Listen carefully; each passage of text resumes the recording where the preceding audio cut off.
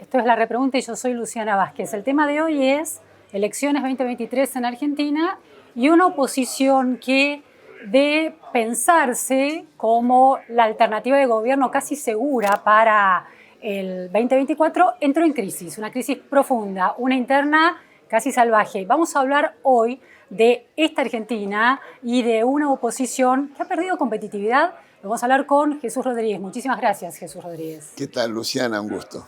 Bueno, como todos saben, Jesús Rodríguez es economista, fue ministro de Economía de la Nación, es una figura clave del radicalismo, actualmente es el presidente de la Auditoría General de la Nación y en la medida en que la UCR integra la Internacional Socialista es vicepresidente de la Internacional Socialista.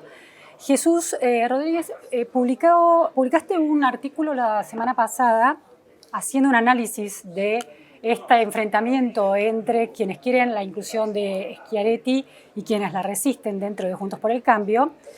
Y planteaste dos adjetivos muy centrales: confusa y riesgosa esa estrategia de incorporación en este momento de una figura tan extrapartidaria como Schiaretti. ¿Por qué confusa y riesgosa esa estrategia? Bueno, primero diría una cosa antes, si vos me permitís, que es que en los sistemas presidencialistas incluso es posible las coaliciones. Sucede en Brasil, sucede en Chile, sucede en Uruguay. O sea que las coaliciones no son solamente patrimonio de los sistemas parlamentarios como acontece en Europa. Y la razón de ser de las coaliciones tiene que ver con un programa común, coincidencias programáticas de parte de los que suscriben ese acuerdo, los partidos que lo hagan. Y entonces el primer punto es este: tiene que haber un programa. Y en ese sentido, las cuatro fundaciones de los cuatro partidos que integran Juntos por el Cambio han venido trabajando en los últimos 2 años en esa dirección y de manera muy productiva y muy fecunda. Entonces la discusión que se plantea ahora por parte de algunos muy destacados dirigentes de distintos partidos de nuestra coalición es la de incorporar a otro actor, a un dirigente, gobernador de una provincia. Entonces la pregunta que uno tiene que hacerse es si es el momento y es el procedimiento. ¿Y por qué señalo esto? Porque en los presidencialismos de coalición son posibles los acuerdos con otras fuerzas, no necesariamente antes de la selección de los candidatos, que es a través de la PASO. ¿Por qué? Porque el sistema político argentino y el registro electoral de la Argentina establece PASO, primera vuelta, y segunda vuelta. ¿Eso qué quiere decir? Pero lo tenemos claro a eso. Me parece que los argentinos nos hemos acostumbrado, hemos entendido que los partidos tradicionales puros no logran ser competitivos y las coaliciones, en este caso por esa hegemonía del kirchnerismo, las coaliciones opositoras se mostraron más efectivas, por ejemplo, para ganar la elección de 2015. Bueno, ese es un error, fíjate vos, creo yo, porque el último presidente que fue elegido por un solo partido político fue el presidente Alfonsín en el año 1983. Sí. Luego fueron resultados de frentes o coaliciones o alianzas, desde Menem para acá. Y eso tiene que ver con un rasgo de sociedades, la manera de representar sociedades diversas, conflictivas, complejas, donde incluso las decisiones electorales no son como eran antes, solo el resultado de antecedentes familiares o el lugar que cada uno tenía en el proceso productivo, empresario, trabajador, etc. Hay otras variables. Pero ¿por qué esta idea de sumar a Schiaretti es confusa y riesgosa? Bueno, es confusa primero porque contribuye, al no estar bien formulada y ser hecha de manera extemporánea, a la idea de algo así como es todo lo mismo, no importa, no hay diferencias, no hay matices. No hay coincidencias programáticas. Primero. Y en segundo lugar, riesgosa porque es bien sabido que hay elecciones en provincias, en varias provincias, todavía antes de la elección presidencial. Córdoba, una de ellas, ¿no? Córdoba, una de ellas. Entonces, cuando uno incorpora una variable de esta naturaleza, está afectando la competitividad de los candidatos de la coalición. Y eso no es bueno. Entre otras cosas, porque en muchas de esas provincias hubo manipulaciones, maniobras para cambiar el sistema electoral, para cambiar la fecha. Entonces, debe proveerse certidumbre y también esa responsabilidad de proveer certidumbre incluye a la oposición. Jesús, la Unión Cívica Radical se distingue, tiene una identidad ante la ciudadanía que se basa en el respeto por los procedimientos y como una manera de garantizar consensos intrapartidarios, ¿no? Convenciones, asambleas, con mucha representación del interior del país. Aquí Gerardo Morales insiste con que este nivel de incertidumbre que atraviesa la oposición Juntos por el Cambio tiene que ver con una interna de PRO que enfrenta a Horacio Rodríguez Larreta con Patricia Bullrich. Sin embargo, también hay resistencia de radicales. Por ejemplo, lo que estás señalando, una estrategia confusa y riesgosa. Estás diciendo, te estás separando de la estrategia que plantea Gerardo Morales. La UCR de Córdoba también sacó un comunicado muy duro donde cuestiona a Schiaretti y a ese apoyo en la medida en que identifica a Córdoba con Formosa, ¿no? Y agrego, el presidente del bloque de diputados nacionales de la Unión Cívica Radical, Mario Negri, tampoco comparte. Tampoco. Y agrego, y Cornejo. El presidente del interbloque del Senado, el doctor Cornejo, tampoco comparte. La presidenta provisional del Senado, Carolina Lozada, tampoco comparte. El presidente del bloque de senadores nacionales, Luis Nayenov, tampoco comparte. El importante radicalismo bonaerense, el presidente del Comité de la Provincia de Buenos Aires, Maximiliano Abad, que tiene una relevancia que, permitime decirte, no todos los periodistas registran. Figura clave en la provincia, en el Distrito Central. Tampoco comparte. Entonces, lo que quiero decirte es, se trata, además de una iniciativa sorpresiva, riesgosa, además de ello, creo que no representativa. No representativa, podríamos escalar en ese adjetivo y decir un tanto dogmática y autoritaria por parte de un dirigente como Gerardo Morales. No, en el radicalismo no hay autoritarios. Pero no consultó con nadie, por lo que estás planteando. Pero en todo caso forma parte de una discusión que yo estoy seguro que se va a saldar de manera institucional, como señalabas. Ahora, se plantea una cuestión interesante, ¿no? Porque esta diferencia entre el volumen político de quienes se resisten a esta incorporación por los modos de esa incorporación, por el tiempo de esa incorporación y por la falta de una coincidencia programática clara en la incorporación de Schiaretti, abre preguntas acerca de cuál es la relación entre los dirigentes de ciertos distritos, como puede ser Ciudad de Buenos Aires, Provincia de Buenos Aires, Mendoza, inclusive Córdoba, y dirigentes provinciales con otro tipo de tradiciones políticas, como son las provincias del noroeste. Entonces, me pregunto si empieza a tallar en la discusión de Juntos por el Cambio y de cada partido, por ejemplo la UCR, una cultura política distinta en términos del rigor del peso de, por ejemplo, la división de poderes o de los respetos del consenso democrático. No estaría dispuesto a acompañar esa opinión. Y te voy a decir por qué. En el radicalismo nosotros tenemos instancias previstas, predeterminadas, compartidas y consentidas por todos para la toma de decisiones. De hecho, por ejemplo, cuando el radicalismo tomó la decisión de forjar una coalición con otros actores políticos en el año 2015, que llevó a la coalición con la coalición cívica y el PRO, fue resultado de un debate político abierto, público, muy a cielo abierto, sobre cuál era el camino que tenía que tomar el partido. Ahí estaban representadas todas las provincias, todos los matices, todos los sectores, todas las sensibilidades radicales. Así que eso no vale tanto para nosotros. Y me parece que en términos institucionales, también leí en La Nación la semana pasada una nota donde estaba consignado cuál era el procedimiento para la toma de decisiones por parte del PRO en relación a las alianzas.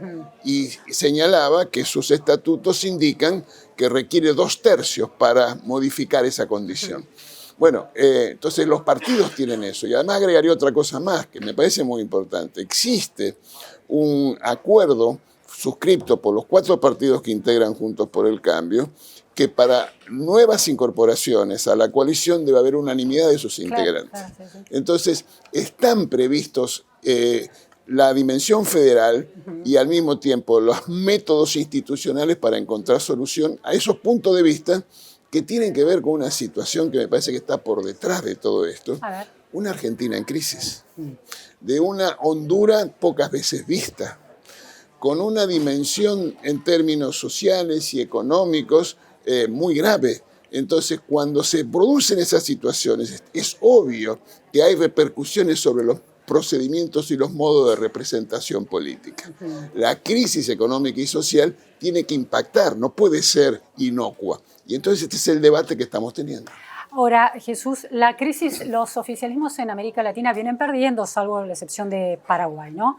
La crisis económica del kirchnerismo parece ser muy terminal y puede tener un impacto importante en sus chances de renovar la gestión de gobierno. Ahora, si la oposición, Juntos por el Cambio, que parece ser la más competitiva hasta el momento, entra en esta crisis de unidad, ¿puede estar en peligro la posibilidad de una alternancia? No, yo creo que, coincidiendo contigo, salvo Paraguay, los otros oficialismos que ganaron son donde las elecciones no son verificables. Claro, sí, sí. Venezuela sí, sí. y Nicaragua. Sí, sí. Entonces, en América Latina ese es el dato de la realidad. Te diría que me resulta muy difícil de pensar que un oficialismo que ya perdió 10 puntos, por 10 puntos en la última elección, en el año 2021, unido el oficialismo, todos los actores políticos representantes de las distintas matices del oficialismo sin fisuras, perdió por una diferencia de 10 puntos, 40 a 30. Sí, sí. Cuando había la mitad de inflación que hay ahora, y donde no teníamos los datos de pobreza que hoy tenemos, y donde no estaban a la luz del día los conflictos que se han suscitado. Hay destacadísimos dirigentes del oficialismo que dicen que hay que revisar el acuerdo con el Fondo Monetario Internacional. Entonces, cuando uno está en eso, es difícil pensar que sea posible una recuperación del oficialismo. Más aún, la coalición Juntos por el Cambio compitió en 4 oportunidades y ganó en 3. Y expresa alrededor del 40% de la voluntad popular. Entonces es la que está en mejores condiciones, no solo de ganar la elección, sino también de gobernar. ¿Por qué? Porque tiene estos procedimientos para resolver los conflictos y tiene esa discusión programática de la cual hablábamos. Pero en la elección de 2021 es cierto que la crisis económica todavía era importante, pero estábamos hablando de una inflación muy distinta, un nivel de inflación muy distinto, pero había un Juntos por el Cambio muy unido que había logrado preservar su identidad de unidad desde la derrota electoral, lo cual la volvía en una coalición como un caso muy único a lo largo de la historia de las coaliciones en la Argentina. Esa cualidad de unidad a pesar de la crisis de una derrota se ha perdido ahora. Mira, yo te diría, por lo menos está hackeada. Está con signo de interrogante, pero a mí me gustaría darte 2 ejemplos de esa cohesión de la coalición opositora. La discusión con el Fondo Monetario Internacional. Es una discusión poco simpática para un legislador votar afirmativamente un acuerdo que supone ajustarse el cinturón. Sí. Y la coalición opositora lo hizo. Sí. A diferencia de un muy nutrido contingente oficialista que votó en contra. Entonces pensemos, si no hubiera habido esa cohesión de la coalición opositora, ¿cuál sería la situación de la Argentina de hoy? Te doy otro ejemplo. Hace pocas semanas se votó en el Congreso una nueva moratoria previsional. La coalición opositora no acompañó la iniciativa oficialista, porque eso es pan para hoy y hambre para mañana, es pegarse un tiro en el pie en la visión nuestra. De nuevo, una actitud no demagógica, no concesiva, muy responsable, que muestra esa cohesión conceptual sobre los temas sustantivos. Me interesa profundizar el tema de el funcionamiento de las coaliciones o de las figuras de los dirigentes que son miembros centrales de una coalición como Juntos por el Cambio a la hora de gobernar sus provincias. La semana pasada salió en La Nación una nota muy interesante sobre el nepotismo en las provincias, en la que Jujuy, con la figura de Gerardo Morales, el gobernador, encabezaba la cantidad de familiares muy cercanos en puestos del Poder Ejecutivo provincial y también en los legislativos y judiciales, que no dependen de su nombramiento directo, pero bueno, que implica una red de contactos importante. Entonces, en este artículo tan interesante que publicaste la semana pasada, haciendo una especie de análisis del funcionamiento virtuoso de la coalición, hablabas de populismos recargados. en estos nepotismos en el que Morales encabeza, ¿no? 25 posiciones ocupadas con sus familiares, desde hijos, hermanos, primos, tíos, sobrinos, yernos, exparejas, parejas actuales, excuñados. En total en la provincia encabeza sobre 146 parientes que se han registrado en toda la nación, 25 lleva Morales, el segundo es Infran con 13 parientes en posiciones, en puestos públicos, ¿no? Hay una divergencia entre cómo en Ciudad de Buenos Aires no hay ninguno y en la provincia de Buenos Aires se registra uno de distintos partidos, ¿no? Hay una divergencia entre cómo se conciben esas relaciones en el interior, cómo se concibe la calidad de la República en algunas provincias o en buena parte de las provincias del interior, cómo se conciben desde la Ciudad de Buenos Aires, desde la provincia de Buenos Aires. ¿Empieza a registrarse una brecha de esa naturaleza? Bueno, quiero decirte en primer lugar que cuando me referí en eso que escribí a los populismos recargados, estaba hablando de el ansia hegemónica del oficialismo nacional. ¿Es el único que tiene ansia hegemónica? Y yo diría que sí, porque es el intento repetido de subordinar la independencia de los poderes, la idea de la negación de la República, del control recíproco, de la rendición de cuentas. El mejor ejemplo es el juicio político a la Corte Suprema, digamos. Me parece que yo no trasladaría a otras áreas. Sí quiero coincidir contigo en que la sociedad argentina, nuestro país, uno podría decir que tiene dos almas, en el sentido de distintos registros culturales que tienen que ver con historias ancestrales y corrientes inmigratorias, una sociedad más europeísta, más atlántica, más diversa, más compleja, y otra sociedad tal vez un poco más tradicional, donde las élites políticas, sociales y económicas tal vez no tienen el rasgo que nosotros verificamos en las grandes ciudades y los grandes aglomeramientos urbanos.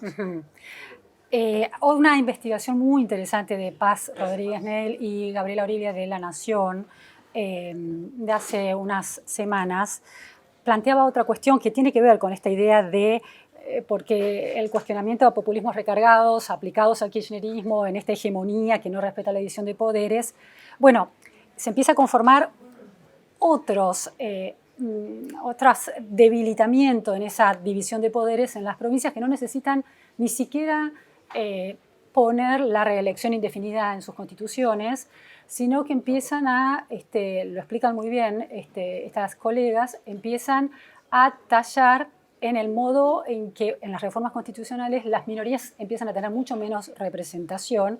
Entonces el Poder Ejecutivo tiene menos check and balance, tiene, sí, claro. Tiene mayorías absolutas sí. en la legislatura provincial, sí. E inclusive el nombramiento de los jueces de la Corte es muy desbalanceado. Tiene demasiado peso en el nombramiento. Por ejemplo, esto se da no solo en Jujuy, ¿no? En Salta, de 9 jueces del Tribunal Superior, bueno, hay 5 que han sido designados por el ganador o por el partido de Gustavo Sáenz, ¿no? En el caso de Jujuy también se da esto. En el caso de Jujuy son 6 de los 9 jueces han sido designados por Gerardo Morales o por la fuerza que acompaña a Gerardo Morales. Y también la conformación de la Cámara de Diputados y Senadores descompensa el peso de las minorías y le da un poder muy excesivo al gobernador. Y lo mismo en Misiones, por ejemplo, con Pasalacua, donde Carlos Rovira se ha convertido en la envidia de los gobernadores del interior. Esa es una lectura que se hace porque no necesita ni siquiera tallar él directamente como figura política la estructura de la organización parlamentaria, de la influencia en el nombramiento de los jueces de los del Tribunal Superior, de la Corte.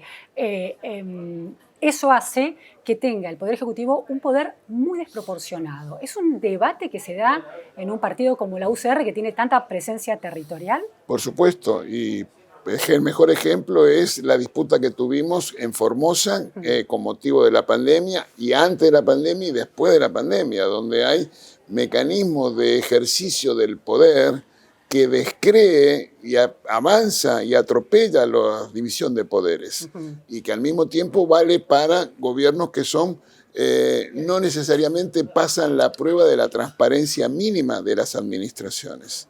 Y el mejor ejemplo de eso tal vez es las dificultades que tiene la prensa independiente para ejercer su trabajo, donde gobiernos provinciales con recursos generan condiciones de promoción de medios de comunicación social que terminan siendo dependientes de la pauta oficial o, en su defecto, que son vinculados al poder político oficial de la provincia. Y ese es un problema que tampoco se habla bien, no se habla completamente.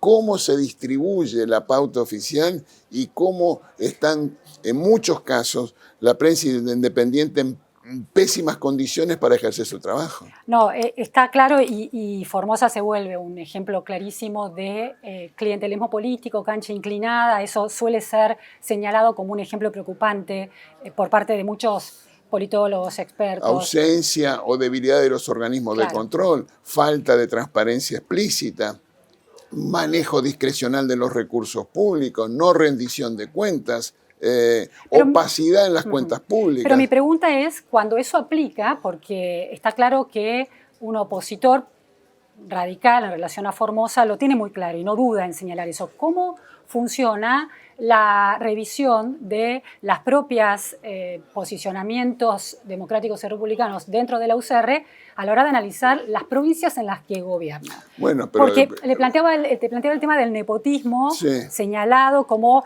el caso número 1 de Jujuy, de acuerdo con la investigación de Ruido, el consorcio Ruido, y publicado por La Nación por Mariana, ay, se me fue el apellido, después me voy a acordar.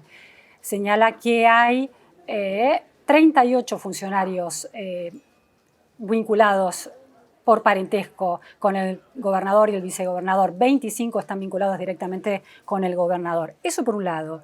Y por el otro, también Jujuy, no es solo la única, está entre las provincias con mayor empleo público, ¿no? Y con menos empleo privado. Un 59% del empleo público se registra en la provincia de Jujuy. En Salta es un 45%. En Tucumán, en Misiones, bueno, es alto el empleo público, también en una provincia como Jujuy. Me gustaría decir ahí... Entonces digo, nepotismo. Sí. ¿Qué se le puede decir a un gobernador radical que en este cuadro aparece encabezando? Bueno, yo te diría ahí rendición de cuentas eventualmente, y lo agregaría con lo siguiente.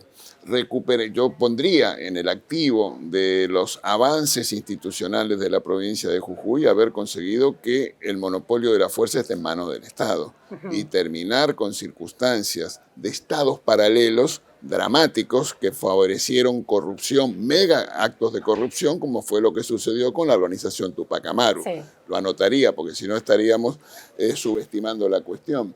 O también diría, por ejemplo, en esta propuesta de reforma constitucional que está discutiendo la provincia de Jujuy, consagración de derechos, que no me parece tampoco una cuestión menor. ¿Te preocupa que las minorías tengan menos representación en el Senado y en diputados? Bueno, la manipulación de las reglas electorales, eso es evidente. Pensemos solamente en aquellas provincias que manipularon las fechas, muchas. Aquellas que cambiaron las reglas electorales, consagraron leyes de lema que habían sido derogadas, y eso supone una regresión, un retroceso en términos de la calidad democrática. Las que pretendieron garantizarse reelecciones que la Constitución les impedía, que por suerte y afortunadamente la Corte Suprema de Justicia lo relativizó. Pero déjame hacerte un comentario más general acerca de la institucionalidad. ¿Por qué creo y estoy de acuerdo con insistir sobre este tema? En todos los planos, en el plano de la transparencia, en el plano de la integridad y en el plano de la división de los poderes. Porque existe una asociación directa, una relación de causalidad entre fortaleza de las instituciones y resultados económicos y sociales. Las instituciones son más relevantes incluso que la propia dotación de recursos naturales para explicar el resultado económico en una sociedad. Y eso vale y está demostrado. América Latina tiene solo 3 países con democracias plenas, de acuerdo a The Economist, que son Costa Rica, Chile y Uruguay. Y en esos países se registra En términos relativos, mejores resultados económicos y sociales, reducción de la pobreza, mejor gestión de la pandemia y no menor, menores índices de corrupción. Entonces, todo lo que hagamos para fortalecer la calidad institucional es determinante no por el prejuicio de alguien que puede ser hombre de derecho, para mejorar las condiciones y la calidad de vida de los ciudadanos. Y esto no solamente a un poder ejecutivo en manos del oficialismo kirchnerista, sino a los provinciales Eso en manos de los dirigentes radicales. Vale para todo, no puede haber un sesgo partidario en relación a este tipo de problemas. ¿Y por qué digo esto? Porque el orden político deseable en una sociedad contemporánea tiene que estar afincado en 3 pilares.